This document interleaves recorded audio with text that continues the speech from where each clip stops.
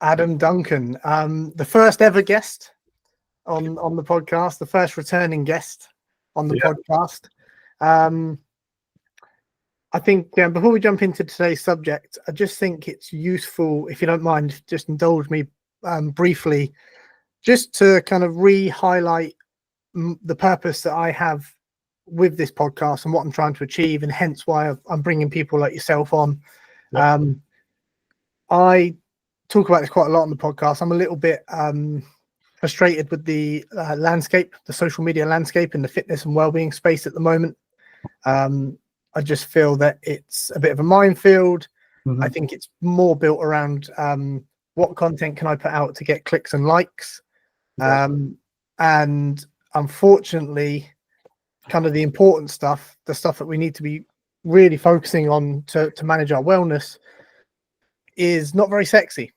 It's go to bed on time, eat right, go out and exercise. It's very, very simple stuff, but it's much more algorithm friendly if you have some dude saying, oh, don't eat this, or only eat that, or only train like this.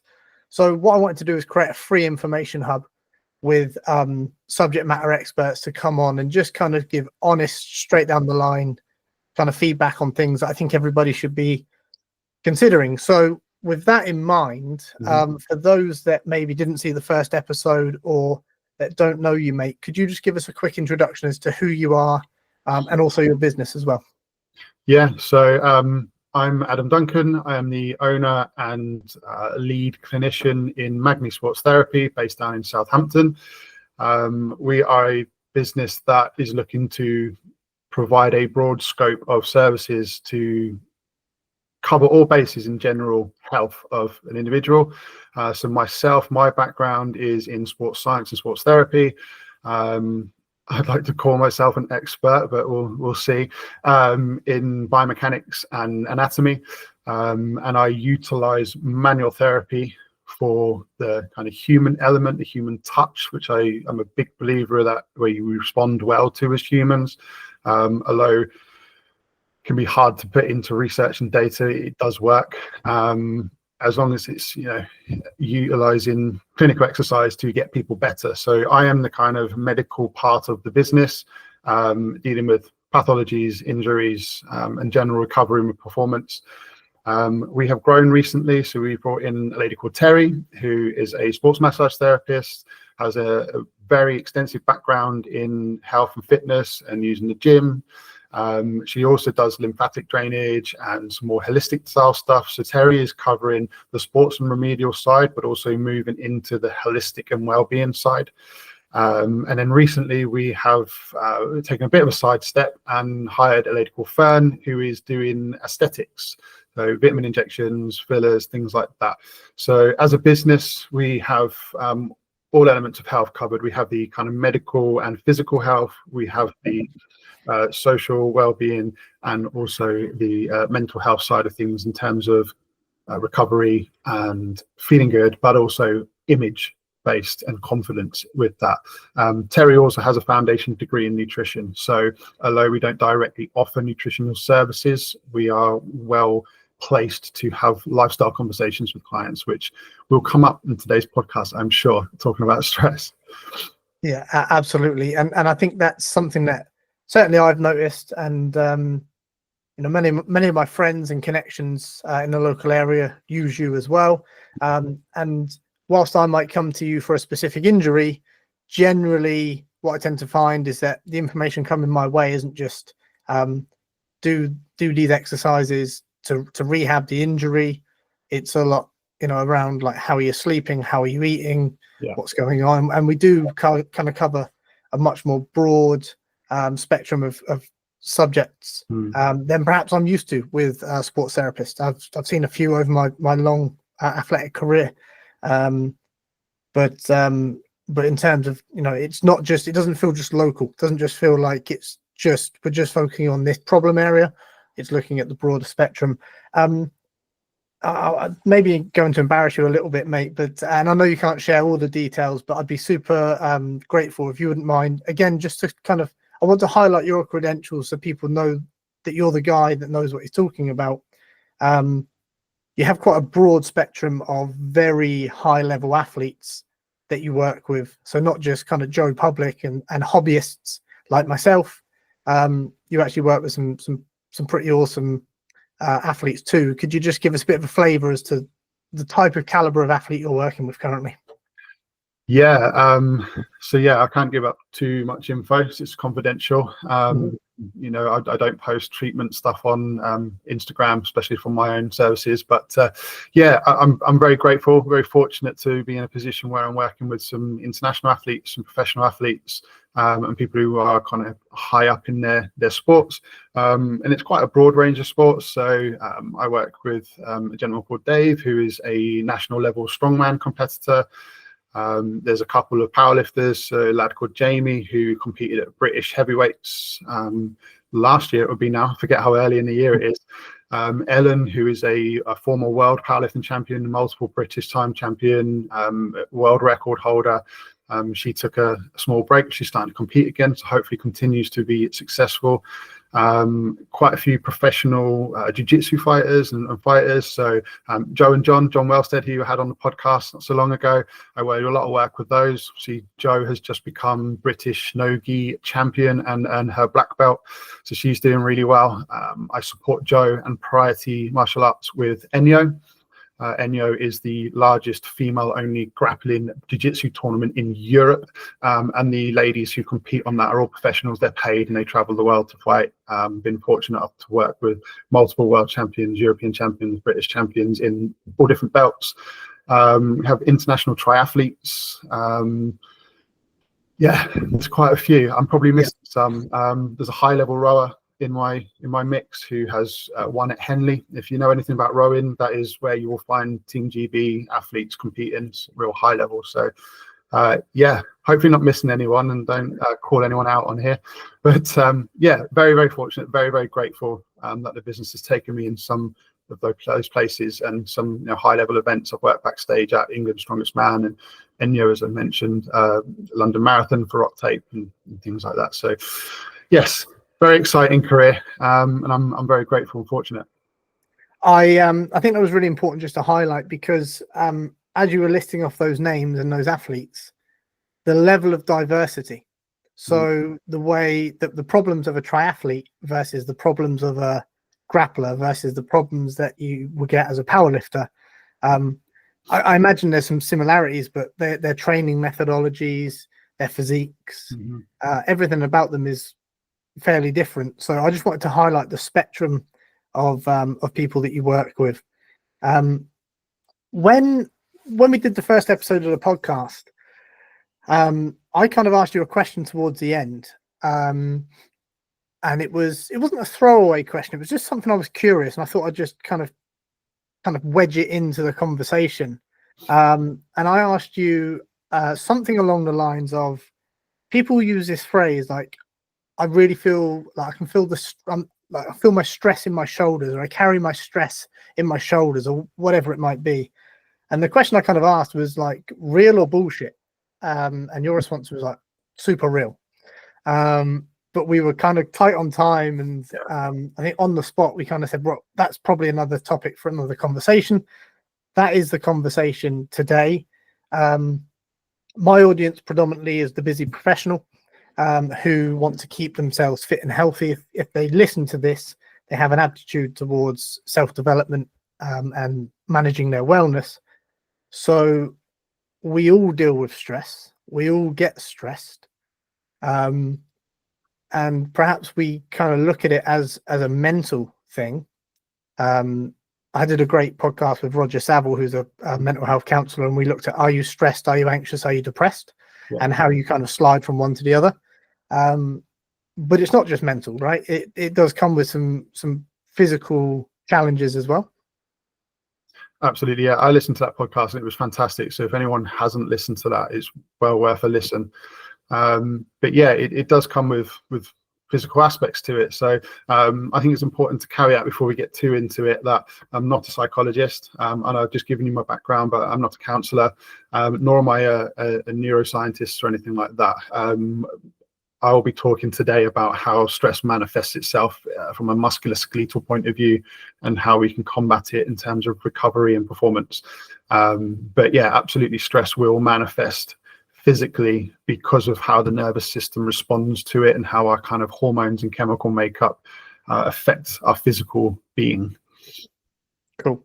How does that happen? How does mental stress manifest itself physically, or what are some of the ways? Yeah, so kind of broadly, and I'll get into some detail throughout today. Essentially what's happening is when we're stressed, you'll have hormonal responses, and there'll also be a switch of which nervous system we use, and we can get into a bit more detail on that. But how it tends to show up physically, especially in active individuals or athletes, is where the body is under constant load. One of the manifestations of that will be muscular tension. So if we're mentally stressed or in a state of heightened alertness, muscles, particularly kind of the neck, the jaw, lower back, shoulders, tend to be the most sort of common complaint. They'll be slightly contracted even at rest. Now, again, another caveat, there'll be quite a few of those today because this is a very complex subject. Muscles are always slightly contracted. We always have muscle tone, otherwise we would be laying on the floor with just a bag of bones. So there's always muscular tone, there's always muscular contraction, but you'll have a slightly more heightened muscular contraction even at rest. That over time is going to lead to tightness, going to lead to discomfort. It may even lead to functional changes in posture. Now, posture won't necessarily cause injury, but it can predispose or maintain an injury. And if you do have those changes and those muscle tightnesses, you'll get a change in movement quality. It can also have an impact on breathing patterns. So if you're anxious or you're overwhelmed, and that's where your stress is, then we may breathe more shallowly, breathe more rapidly. And that's going to contribute to tension in our kind of chests, which sometimes can cause even panic. Those kind of neck muscles and just general overall performance. People tend to be quite surprised, and your listeners may or may not know this, but the first rib's actually up here above the collarbone ever so slightly. It's really, really high. A lot of people think of ribs kind of being down under the chest, but if our ribs are up here, so are our lungs. So there's a lot of connection through the front of the neck into that collarbone, the sternum, the ribs, up into the jaw, your hyaloid in your neck, and breathing mechanics are going to have play a big role in that, in causing that muscular tension. Energy levels can drop, coordination and focus can drop. If you're an athlete or someone who goes to the gym regularly, you may even find that you feel fatigued, even though training volume or load hasn't increased, hasn't been as harder than usual. Reaction times slow down, and from a performance and injury point of view, none of that is going to be very productive. Yeah, I agree. And I imagine you talked about fatigue. If you're tense constantly, we see it. I mean, this might be a stupid example, but bodybuilders kind of talk about one of the hardest things you'll ever do is actually compete on the stage, because the posing is so intense. You're constantly under tension, you're constantly flexing, and the demand is really significant. Now, we're not posing and flexing like bodybuilders, granted, but if there is an increase in muscle tension, as you said, that must just drain that energy bar. Yeah, absolutely. Muscular tension is going to lead to a decrease in blood flow. You're then not going to get the nutrients and the oxygen needed to those muscles, and that's just going to lead to fatigue, potentially even microtraumas and injuries. So yeah, a sort of bodybuilding aside, because there's a lot of dieting and being in a deficit and to get that body fat down, there's a lot more to do with that as well. You see them cramping, but yeah, absolutely. Any kind of performance athlete, lifting weights, playing sports, or even being on stage as a bodybuilder, then yeah, there is going to be a hell of a lot of demand on the body. And if you're not in a place where at rest you're recovering well, you're going to struggle. There's going to be a lot going on in terms of lack of blood flow, lack of muscular contraction, a feeling of tightness, so on and so forth. I might be way off here, but in terms, you mentioned oxygen flow and blood flow. If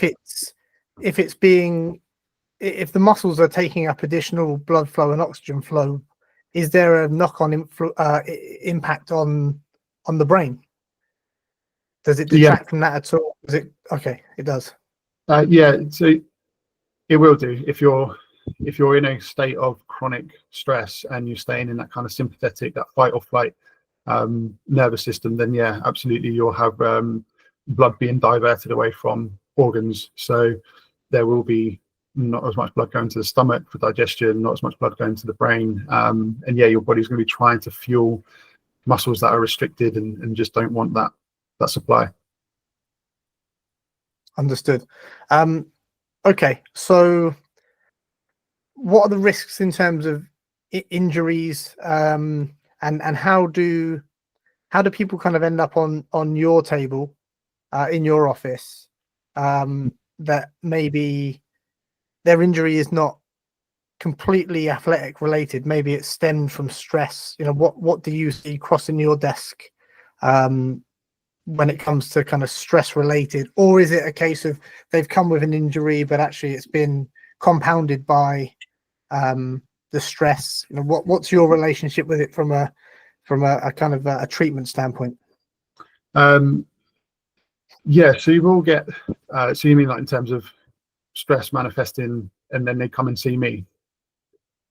Yeah. So yeah, it's one of those things where we have to sometimes take into account biopsychosocial elements and psychosomatic responses, so the body manifesting pain. So quite often what will happen is somebody will come in and they'll have an injury and it doesn't necessarily ring true. The signs and symptoms are not quite correct, or I get quite often people go, oh, my kind of shoulder and my traps hurt, and it's been like that for 9 months, a year, 18 months, 2 years. From a kind of tissue related injury point of view, there is a natural history of recovery. People generally will get better, the body will heal. So if somebody's been, their symptoms aren't quite right, the movement patterns aren't making sense to where their pain is, there's nothing systemically wrong with their general health, and maybe the type of injury being alluded to is gone way beyond what you would expect for it to just heal on its own. Sometimes you're then looking at whether or not there's something else on, and whether this is a lifestyle factor, whether there is something new systemically going on, or whether or not they are stuck in a state of chronic stress and their body is through muscular tension, through those things that I said about lack of oxygen supply, adhesions building up, a feeling of tightness and restriction, compensatory patterns that have been created through the body. The body will always find the path of least resistance. So if something is injured, tight, switched off, then the body will find another muscle. Nothing works in isolation. So it's about unpicking what's gone on over such a long period of time and talking to people about how's their sleep, what do they do for work, what are their daily patterns of work, what are the demands on them, do they care for people, with their parents, children, is there emotional burnout in this, and just generally incorporating mindfulness, recovery, lifestyle to make sure that this isn't a kind of biopsychosocial issue where not tissue related, or a psychosomatic where the body is remembering previous injuries, or it is creating somatic, meaning muscular pain because of chronic stress. Understood. Is it easy to tell? I know you've been doing this a long time and you're very good at what you do. Is it obvious, or is it kind of something that you have to dig a little bit deeper for when people come to you? And a good, perhaps not a bad example, not a perfect example, but if we look at, before I made the move to go self-employed, the job I was doing was long hours, long travel, international time zones, lots of stress, lots of pressure. but it was something that I quite enjoyed. And so whilst I had stress on me, I never felt like it was crushing me. So maybe I was an example of someone that might have been carrying that stress, but maybe not openly. We're laughing and joking when we're in the treatment room. Is it something that's difficult to kind of identify? I've got better at it. Right. Especially initially, you can be really, as a therapist, it can be very, very easy to be very, I'm a musculoskeletal expert. And so it can be very easy to be like, your shoulder hurts, there's a problem with your shoulder. Your knee hurts, there's a problem with your knee.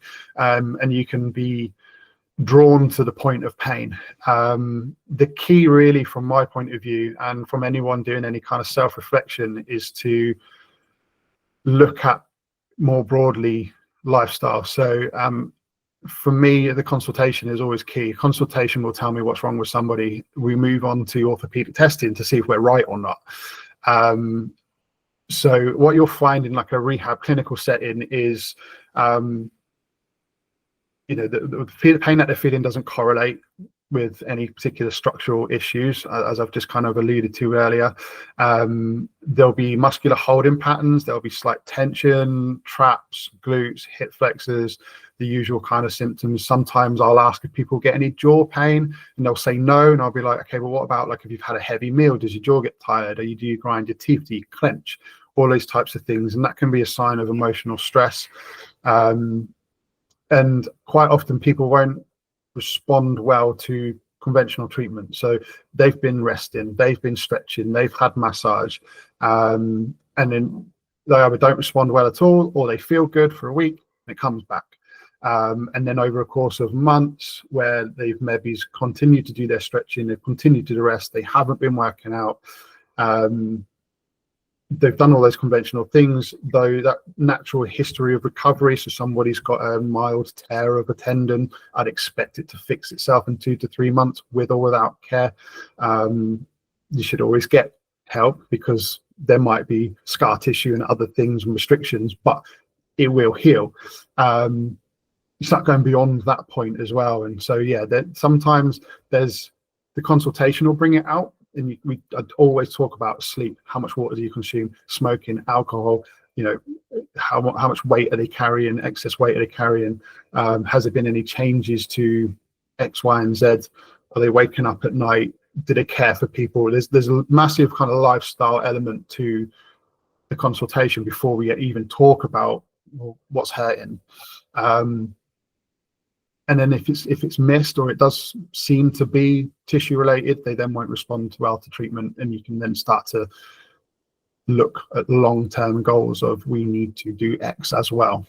So yeah, it can be difficult to notice sometimes, but a good therapist will find it. Sometimes people will come in and they'll tell me this hurt, that hurts, and I'm thinking, that doesn't make sense. Okay, what else is going on here?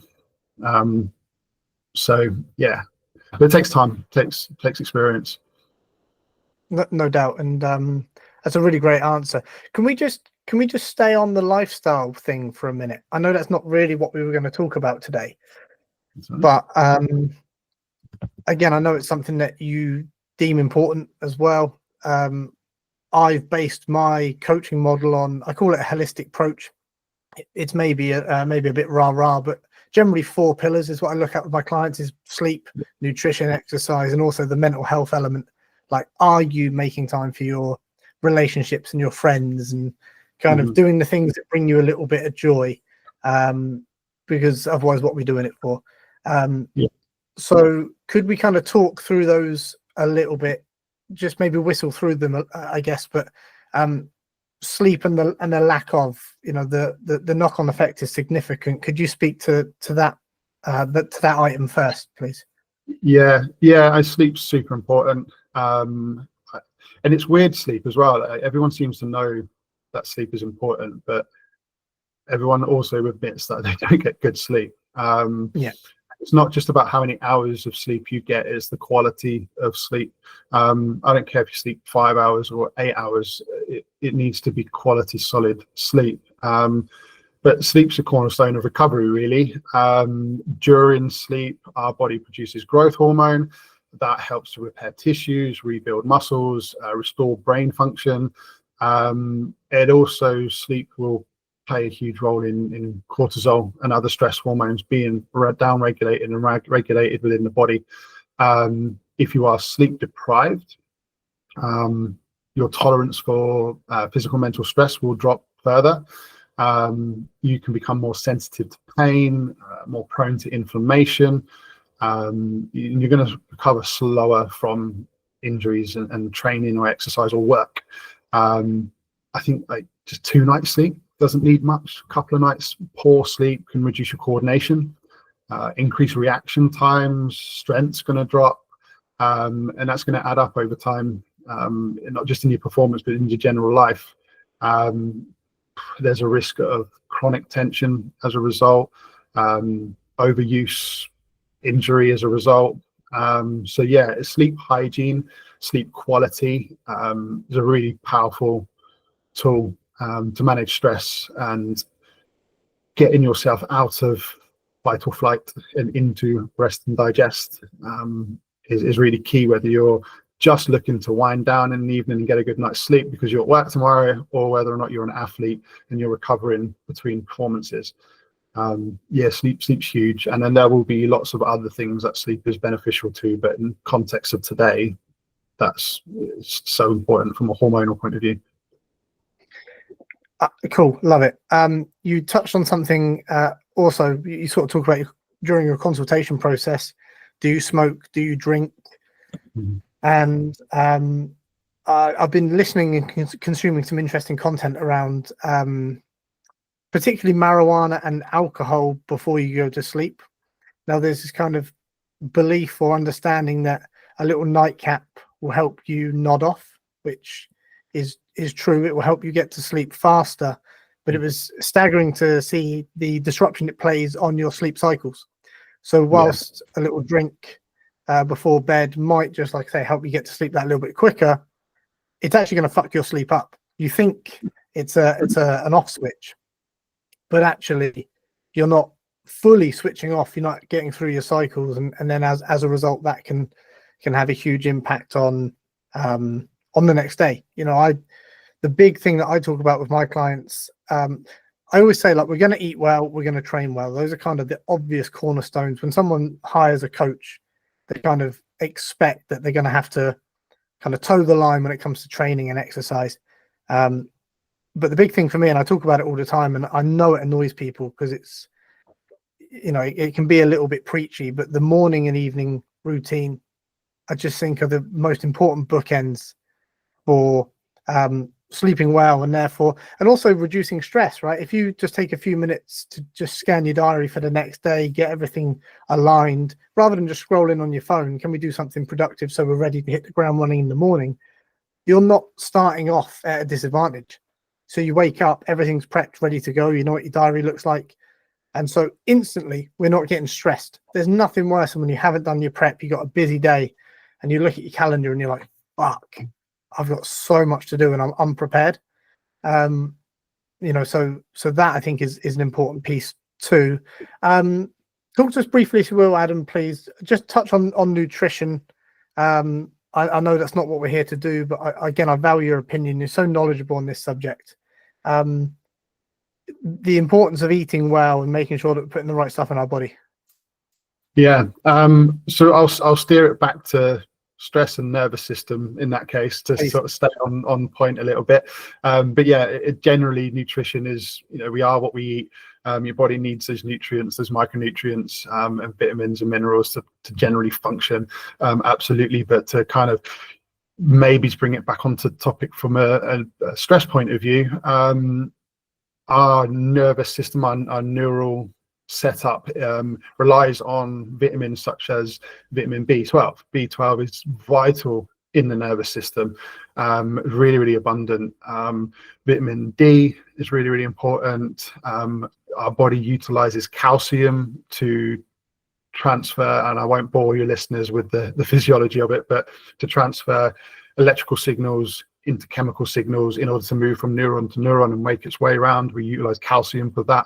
So food and healthy eating away from your usual macros, how much protein, how much carbs, how much fat, the usual macros, but those micronutrients of getting your vitamins and minerals in, absolutely key in terms of hormonal function, chemical and electrical reactions within the body, transference of signals through the nervous system. Also, your micronutrients from fruits and so on and so forth. You're going to get antioxidants. So antioxidants will help you combat what's called free radicals. Again, try not to bore your listeners, but a free radical is where a cell in the body has lost an ion, it's lost charge, and so it will go and steal one from somewhere else. And then that will just cascade around, and you've got all these cells running around the body stealing from each other, which obviously long term leads to ill health and pathologies and certain illnesses. If you're consuming good nutrition and you've got all those antioxidants, your cells don't need to do that.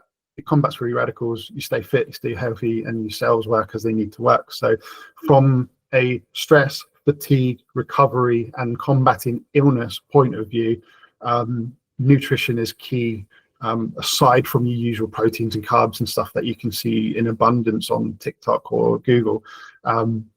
Getting those micronutrients in from your fruit and your veg and things like that is super important to combat stress and the effects of stress, and to help the nervous system be healthy and functional. And obviously your brain and your eyes are included in that. That's not just the muscular system. Spot on. Really, really interesting, mate. Let's talk a little bit, if we can, about your job is to fix people, essentially.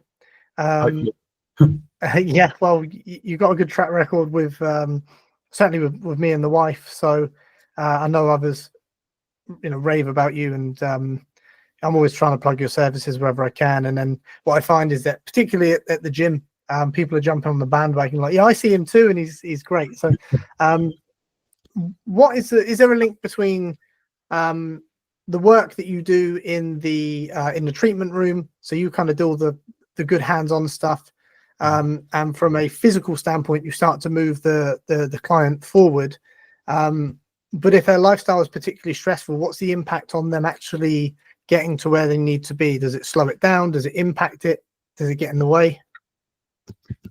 Yeah, absolutely. Because they tend to stay, if they're stressed, they'll stay in that fight or flight response. And if you're not able to downregulate and go into the rest and digest side of our nervous system, then you're not going to gain good recovery. You're going to have burnout, tightness, mental fatigue, and so you want to be able to use manual therapy and use our services to send good relaxation signals to the brain that combats stress, it combats tension within the tissues, reduces pain and things like that. But post treatment, it's vital that people are not reliant on their manual therapist, and that they are doing the exercises, that they're doing the recovery, they're eating well, staying hydrated, because I can take you from a stressed, painful position into a more relaxed, less painful position. I can increase the function of a particular part of the body so that you can move better. Function governs structure. If you're moving better, you will heal better. But without the good relaxation, without that ability to recover and to downregulate your body and to remove the stress responses, then you're just going to tense back up again, and you're just going in circles. And that's when you will become reliant on your therapist, which is fine, but I would much rather people came to see me once a month because they wanted to and it makes them feel better, and we look at preventing and we look at long-term health and performance, then they came to me every couple of months because they're injured again, and it's because they're unable to take themselves out of that heightened alertness and into a relaxed state. That's really interesting, and I think a lot of people listening will be really shocked how close that link is between the mental stress and physical decline probably is a strong word, but physical issues. Do you think that people's level of stress day to day impacts their willingness and ability to train? So you and I, we don't need an excuse. We just, and this isn't because we're better than anybody. I'm not kind of implying it like that, but you and me have been training for such a long time that it's just built into the day. So even if I don't feel like doing it, I just do it the same way I just brush my teeth. It's just become. But do you think for those that perhaps are less inclined, maybe don't enjoy fitness, but would like to work out more, would like to live a healthier lifestyle, do you think that there is a link between them not doing it and the level of stress that they carry or put themselves through on a day-to-day basis? Yeah, I'd say so, because of how it makes you feel, and then the thought of then going and trying to perform at a higher level and use up more energy and get more tired and get more sore, is probably quite off-putting, especially if it's not something that you naturally love, and it's something that maybe you do because you know it's good for you and you kind of feel good at the time. You know, in terms of stress, it's going to disrupt your sleep. You're going to get poor appetite regulation, poor digestion, and the actual absorption of your nutrients, because that's just as important. You can eat well, but if you're not absorbing, then what's the point? It's just coming straight back out the other end. You know, your breathing can be affected if you're in a chronic state of fatigue and stress. You're then getting less nutrients, less oxygen flow around the body. That makes you tired. Your mood will change. You can be irritable. There's mental fatigue. You know, even in those who are quite driven, and some athletes, if you're really stressed and it's having those impacts, then you know, if you're someone who's normally quite focused and driven and you're finding yourself with a bit irritable, bit fatigued, you see it a lot in corporate world, especially in those sales departments where the people will go, oh, I'm really tired, but I'm really wired. That for me straight away, like, whoa, hang on, that's red flag. That phrase, if you hear that in your office and you've got employees and you've got people running around and they're tired but wired, have a conversation. That is a sign of chronic fatigue and stress. You know, if you're not sleeping at night, you know, all these types of things are really going to affect the desire, I suppose, to then go and do something tiring and hard. Slower recovery, you're more sore than normal, you feel off and unwell. You know, even if there's no new training stimulus, like if you're a regular exerciser, you shouldn't be getting that many DOMs and soreness because your body's used to what you're doing. So if you haven't increased load, you haven't increased volume, you haven't changed your workout drastically, and you're sore, maybe that's the nervous system showing itself through the musculoskeletal system. Love it. We talked about the corporate arena last time we were on. I don't want to stay on it too much, but I think it's really well linked. And that was a great example of this. I mean, I was the sales guy, like that, you know, outside of the fitness space. I guess my other career that I've had in my lifetime was hyper aggressive, direct, go and get it type of sales. And yeah, I've been that guy, kind of just leaning on caffeine too much, kind of doing that, making that mistake earlier in my career, that if I spend longer at my desk, I'll get more work done. Not entirely true. You just spend longer at your desk, but at what cost? But the big thing that I'm really preaching at the moment to all of my clients where they can is the lunchtime workout. I just, for me, I just think it's so, it just feels really all encompassing. So like, if you don't want to get up early and train in the morning, I get why you might not want to, that's fine. But if you work, say 8:30 to 12 with a break in between, lots of movement, lots of hydration, and then you just get out the office and just go and train, blow off some steam, work your body, get that endorphin rush. And then by the time you come back, you will feel kind of almost like you're starting a brand new day. So psychologically, you've got 2 mini days, 2 short work periods. It's obviously good for you to get out and move. But the big thing that I'm finding as well when I talk to clients about this is, yeah, like your boss might say, well, you can take an extended lunch break, but I need half an hour back at the end of the day. Yeah. Cool. So you finish at 5:30, not 5. The other option is at 5 o'clock you go to the gym and you don't get home till 7:30, and then you miss kids' bath and bedtime. Or so finding an opportunity to put that in the middle of the day, I think, has been valuable. Now, appreciate location matters and other things, but if you can try and work out in during the day, I think it's a great way to break things up. And I found that I felt generally less stressed when I was doing that, because I could blast a couple of hours hard work in the morning, go and train, blast a couple of hours hard work in the afternoon, and then when I log off, I'm off. Yeah, makes complete sense. Absolutely. Yeah, if your lifestyle and location and things will allow, then yeah, that would be great. I would encourage anyone to exercise whenever they can. And I say that quite often when I'm sending kind of clinical exercise to people and rehab plans to people, is I don't care when you do it, as long as you do it, rather than me saying you must do this in the morning and then people haven't got time because they've got kids and school runs and stuff to do and it just don't happen. But yeah, absolutely. If you're able to maximize your evening and your downtime, then from the point of view of stress and fatigue and recovery, it gives you a better opportunity to switch out of the fight or flight from the day and the training and the performance into rest and digest and get a good night's sleep, spend time with family. The kind of social and mental aspects of health are just as important as the physical. So yeah, if you're able to, then absolutely, even if it's half an hour, just get your workout in. Yeah, get moving. You've mentioned a couple of times fight or flight, digest. Could you give the layman a bit of an overview as to what you mean by that? Because there might be people listening to it who kind of go, dude, I just work in an office, there's no fight or flight.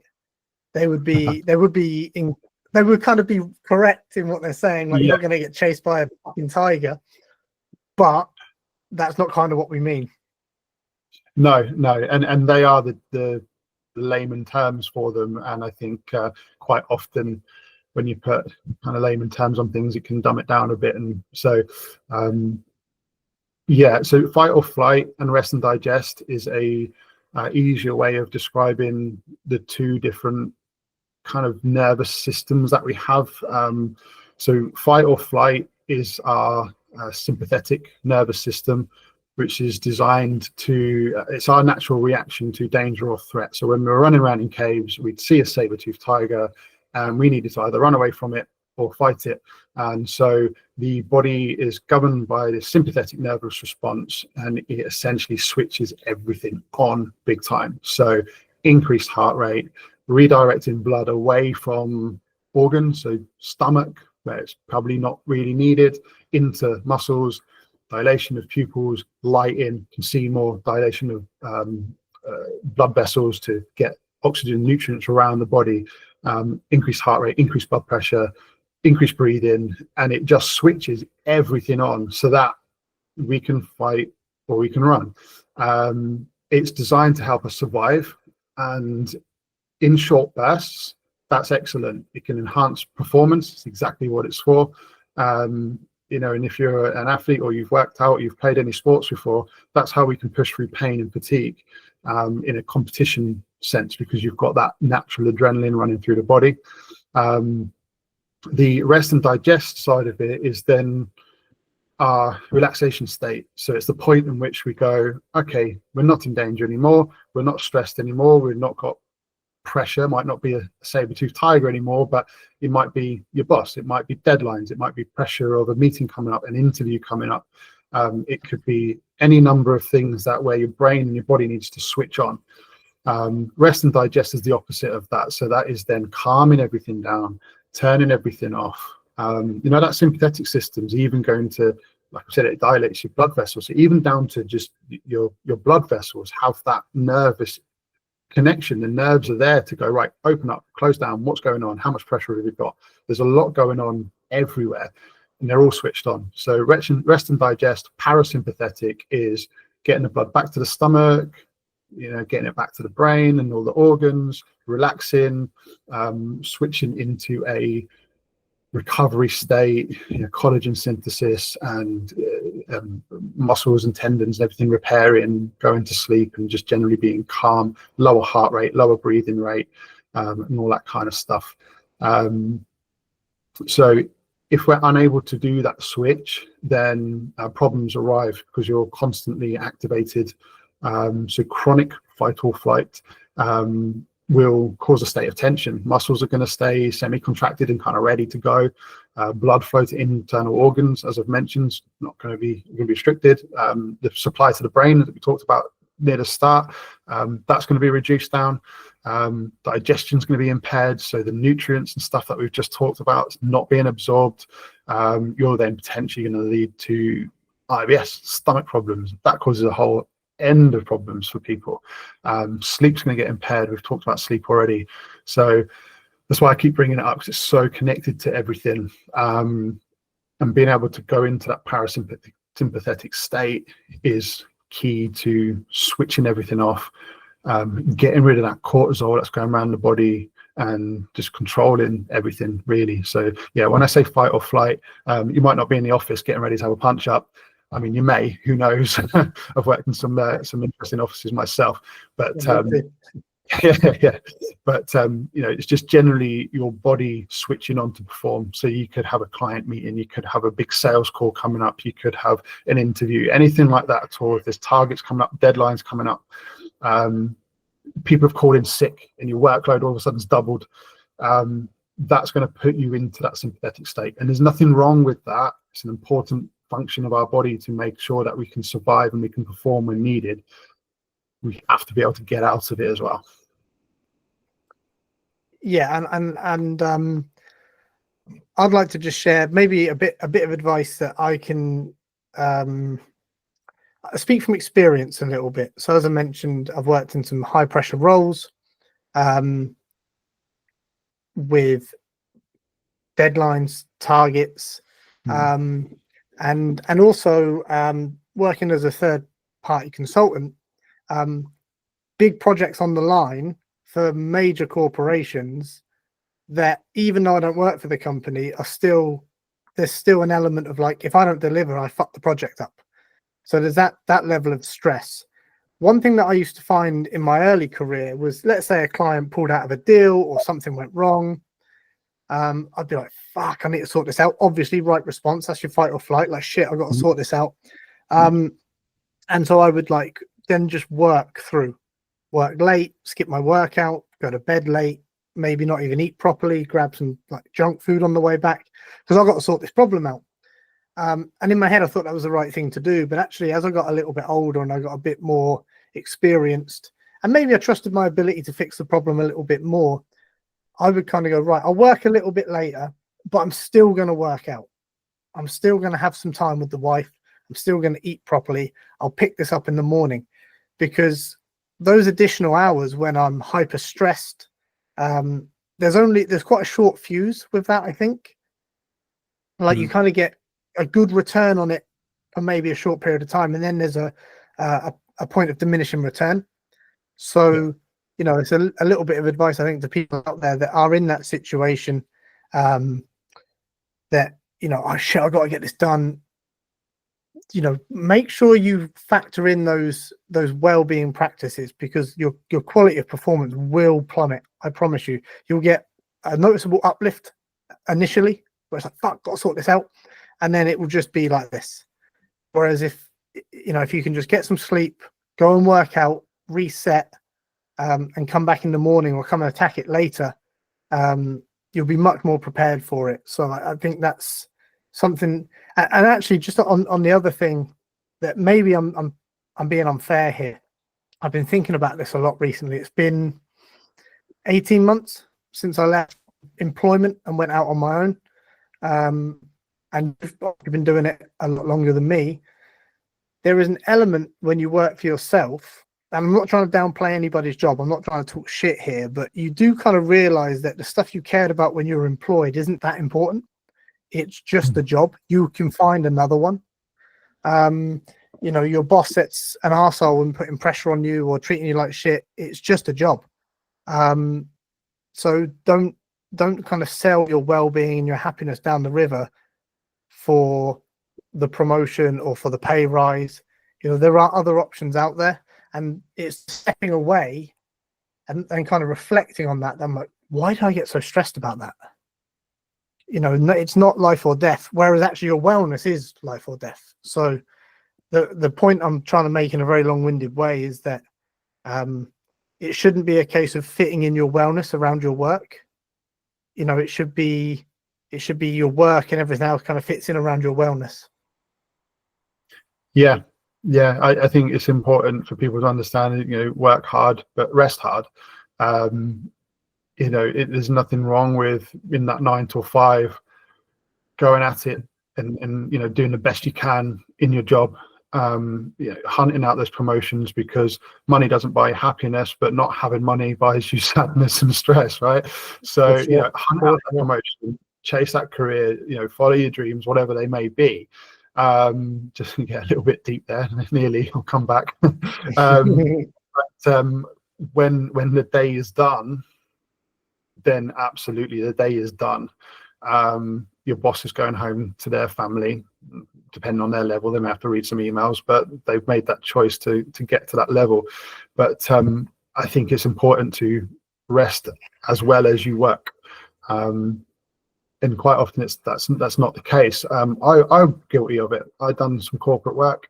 So when I'm talking about these things to your listeners, I do understand. I've worked in those corporate environments. You know, FTSE 100 companies and you know, high turnover, high net worth people. So I have that experience, and I got to a point where, you know, Friday night was just like unwind. Oh my God, you know, do you know what happened? And you'd moan about the week or the day. Saturday was all right, but then I'd get home from like a family lunch on a Sunday, 2-3 o'clock, and I'd start getting really miserable because I'd need to iron my shirts and I'd need to prep my food and I'd need to think, oh, have I got everything in my bag and what's going on? And has there been any business critical things that I need to be ready for Monday morning meeting? I need to know before my staff know.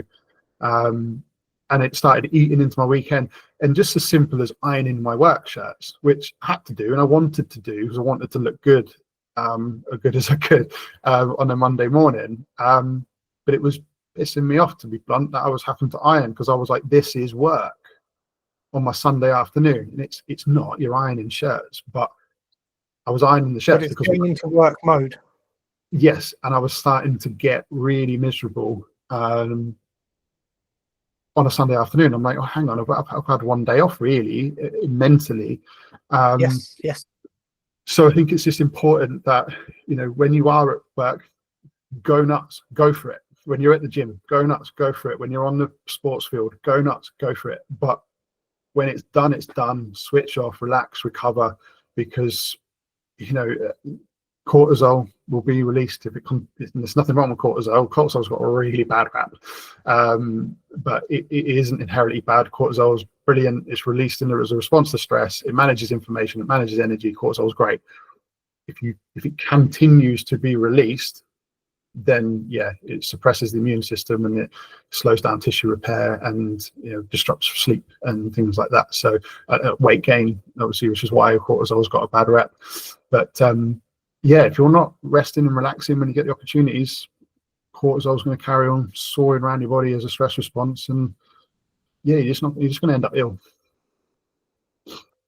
Yeah, it's really well put. And I've seen on social media actually that Sunday evening feeling that you were talking about apparently has a name, and it's called the Sunday Scaries. And I know it. I know that feeling. And you and I are of a similar generation. People around our age will recognize this point I'm about to make. Even back when we were at school, everybody of my generation fucking hates the old TV show Heartbeat, because that theme tune would play on a Sunday evening around 7 o'clock when you had to go get in the bath, and that meant it was back to school. And so it's kind of hardwired into us, I think. Just one thing I'd like to touch on, which isn't totally on topic, but I don't think it's a million miles away. And I've been thinking about this greatly recently. I've worked for some really good bosses, and I've worked for some absolutely shocking bosses. And I think something that, and maybe this comes back to my recruitment career, but I think something you should be aware of if you're trying to balance work and life is you should look out for what I call managerial red flag sayings. You'll hear managers say things, and they're proud to say this, right? And they go, I would never ask a member of my team to do something I'm not willing to do, or I wouldn't do myself, which sounds really noble. But when you dig deep dive, like, well, just because you're willing to do it, just because you're willing to sacrifice your evening or your weekend or work late, why the fuck should they? So the other one is like, Adam, we need you to be a team player here. Like, that means I want you to do something above and beyond that I'm not paying you for, or you're not being compensated for. So I would just, it's a whole different conversation, I think, but I would just encourage people just to start listening to things that your leadership team are saying a bit more closely, because a really good one, right? This is a long time ago, big corporate, said to my boss, like, I'd love it if I could just go and work out on lunch and then come back. I'll take a bit more time on lunch. I'll work late. And they would say things like, but we do have a lot of work to be done today. Like, well, I know, but I'm going to give you the same amount of time. I just little things like that I think people should be aware of. But back to the kind of the subject at hand, because I'm conscious we don't have a huge amount more time. We kind of know what stress is. We've talked about some of the impacts that manifest themselves physically rather than emotionally and mentally. Mm-hmm. Is there a bit of a checklist that you can help us with to identify maybe when we're crossing the threshold from a kind of a valuable and useful fight or flight emotional state to when we might be crossing over to a point where it's going to become detrimental? Yeah, sure. Apologies if you can hear the door going there on the doorbell. Yeah, so there'll be certain kind of cues. I mentioned earlier about that kind of tired but wired.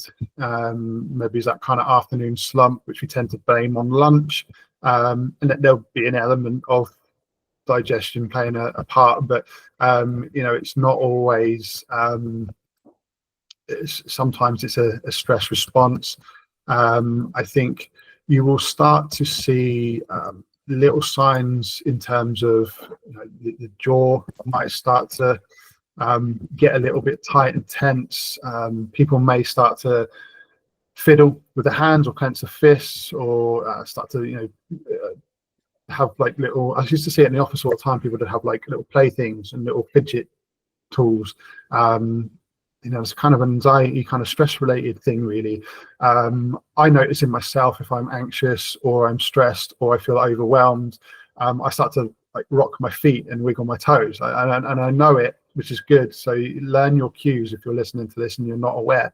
But my feet will start to rock, I'll start to shake and wiggle my toes, and it's like, okay, hang on, let's take a step back here.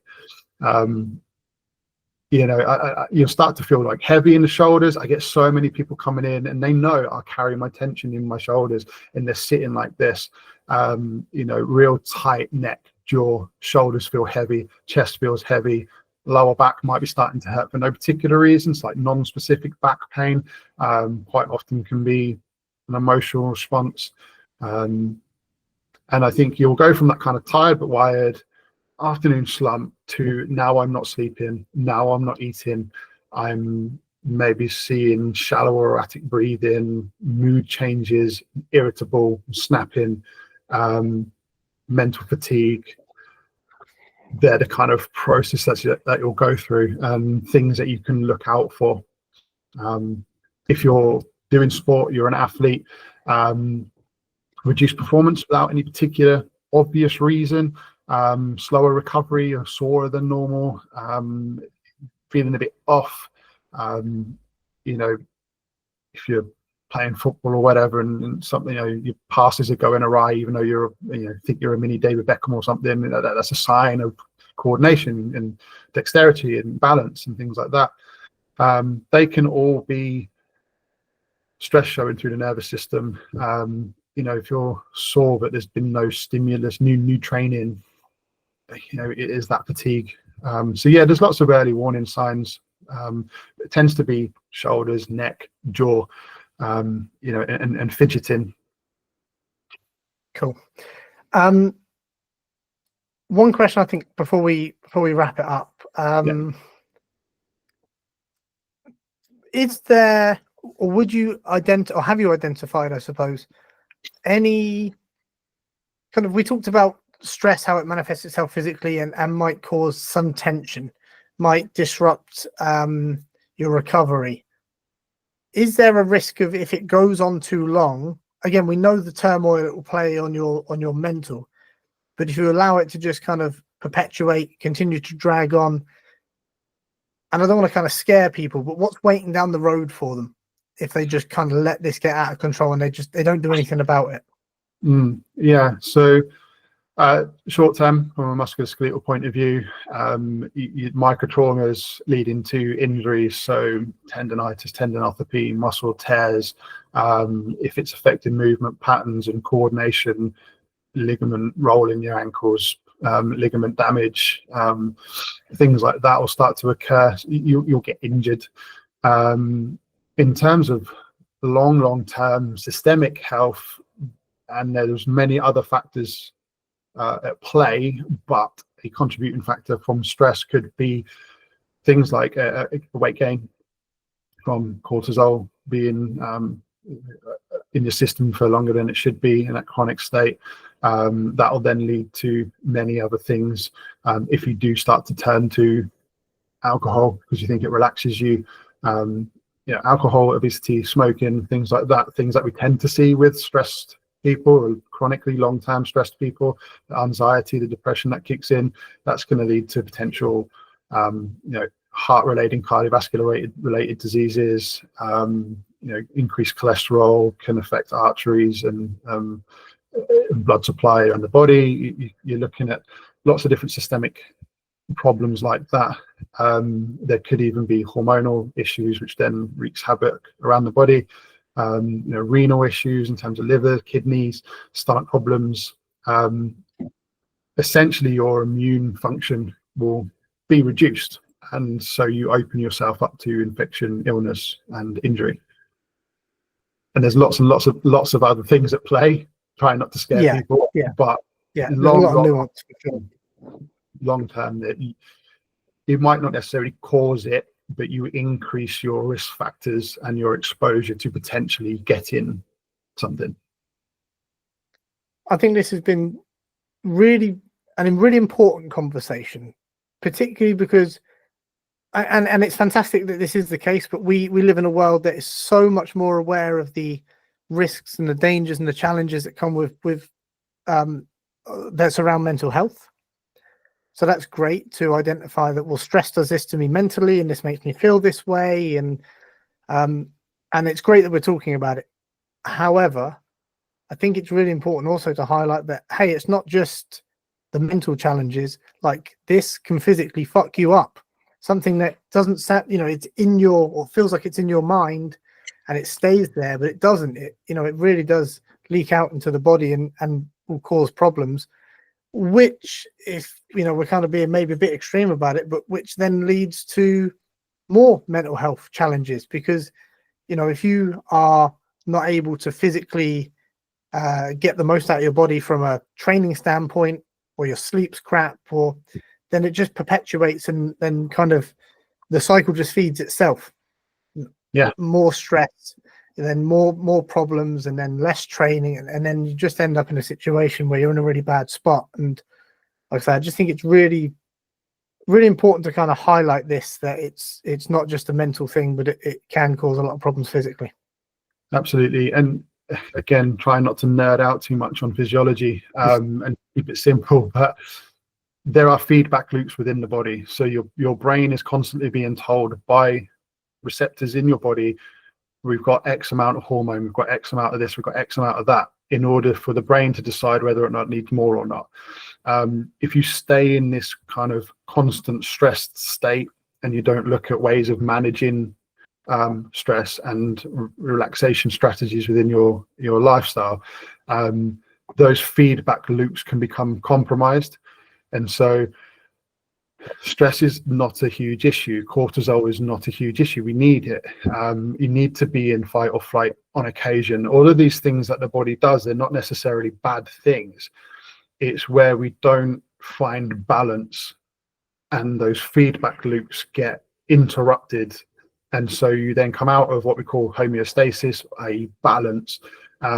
That's where those problems arise from. So yeah, it's important just to understand that everything going on in your body has some form of feedback to the brain, and the brain will make decisions on what it needs to do next. And if it can't fix something quickly, it'll find ways around it. So it'll either just continue to pump out, oh, we're stressed, we need stress hormone, but the stress hormone is making us stress. So we're stressed, we need more stress hormone, but the stress hormone is making us stress. We're stressed, we need stress hormone, and so on, so forth, all of the time. So yeah, it's about giving your body the best chance it has of staying balanced and functioning well. It's like a car engine. Car engines will do what they're meant to do. If they break, they get problems. If you don't fix them, they break completely, because each cog isn't going to necessarily get what it needs from the rest of the parts. And it's the same with the body. The body is so interconnected that it all kind of works off each other. And so yeah, it's just remembering those feedback loops are there, and to try and recognize stress, think about how you can recover. What are your hobbies? What do you enjoy doing? What did you used to do that you're not making time for anymore? And how can you factor those things in? And yeah, just finding balance. I think that was really well put, mate. And like I said, I think this was a really important conversation. And I knew you were the guy to kind of bring it to us in a way that was manageable and understandable. And so look, I appreciate you, Adam. I always appreciate your feedback and your insight. You know, you are genuinely really passionate about what you do, which I think shines through. You know, it never feels like it's just a job for you. And actually, that's the feedback that we were talking about you in the gym yesterday. We got a guy with an injury, shock, and we're trying to push him your way. And you know, a couple of the guys that come and see you are saying the same thing. Like, this is the guy. You know, and it's just really refreshing. So, where can people find you, mate? What's the socials? What's the website? Yeah, thank you for that. It's really kind. So the website is Magni -SMT or Magni Sports Therapy, Magni Sports Massage. If you type that into Google, it will come up. Instagram's the same, so Magni SMT. I'm based in Southampton, so if you want to physically come and see me, then you're more than welcome. We're inside a gym setting, so if we need to, we can get out into the gym, but most of the time we don't need to. Or I'm available online, so if you're not from Southampton, you can't make it down here, or it's a bit too much of a trek to justify, then I'm more than willing to be available online to do consultations and to converse with people and try and help them with whatever kind of pain or injury they may have. But yeah, Magni SMT is how you'll find me. Magni Sports Therapy, Magni Sports Massage, either will come up on Google. Top man. And just very quickly on that kind of that remote consultation, I think it's such a brilliant concept. You know, that you can dial in, and whilst you can't do any hands-on work, the ability to kind of say, well, this, based on everything that I know, this is most likely to be, or these are 3 things that it's likely to be. Yeah. And then, you know, to kind of give that individual the opportunity to go. And obviously, if it's more extreme, then you'll say, go and see a therapist or whatever. But you know, it's such a brilliant concept. I know so many people that got so much value from that. So, Adam, once again, mate, thank you. I really appreciate your support on this humble little podcast. It's it really is quite a coup for me to have someone on that is as knowledgeable as you and can help bring that level of detail and knowledge to the audience, mate. So once again, thank you. I appreciate it. Thank you very much. Always a pleasure.